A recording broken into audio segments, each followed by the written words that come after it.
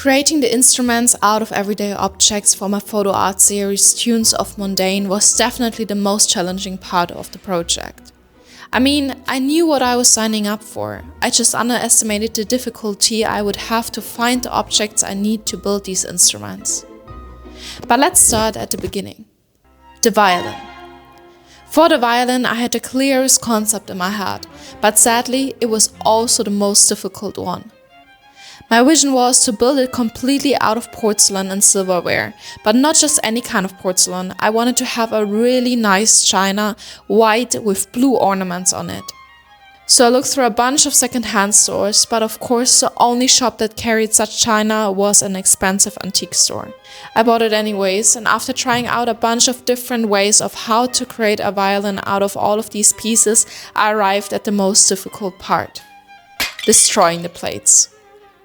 You know, for the plates to actually form a violin, I needed to break the plates, but not just somehow, but in very specific shapes. So I tried to cut the porcelain with a glass cutter and break it on the cutting edges, but it didn't really work.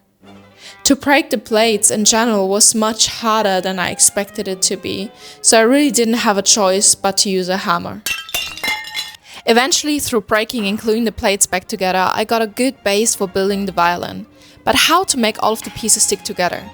Well, that's where my lifesaver comes in. The most amazing super glue I've ever experienced.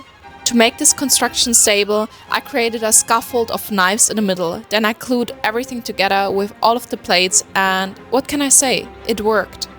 Next, there was the neck of the violin, which I built with knives and forks, and after a lot of hours of bending them to make them fit perfectly, my beautiful porcelain violin was born. Which brings me to the second instrument, the horn. For the horn, I went with the theme of electronics, which meant I needed a bunch of cables, wires, remote controls, and a megaphone. First things first, I built a wooden structure, which I attached to the megaphone with wire. Next, I used a lot of wire to shape the form of the horn, creating a base to wrap the cables around. Don't be fooled, this was much trickier than it looks like, and there was a real risk of getting sharp ends into my eyes. But no problem, I wore my sunglasses. Then I began wrapping the cables around the structure, securing them with zip ties. And finally, I improvised by adding extra wires and cables in the middle to mimic the intricate structure of a horn. And just like that, my cable horn was born. Which brings me to the fanciest instrument, the flute. As the general theme for the flute, I choose jewelry, and only after really fixating on this vision, I realized that this concept might be a bit pricey. I mean, for a flute out of rings, I needed not just a few, but a lot of rings. And to be honest, even with the cheapest rings from China store, the concept was still the most expensive one. But to be fair, it was also quite simple. I got a golden pipe from the hardware store, cut it to the right length, and glued all of the rings to it with a super glue, added more details such as keys to the flute, and just like that, my jewelry flute was ready.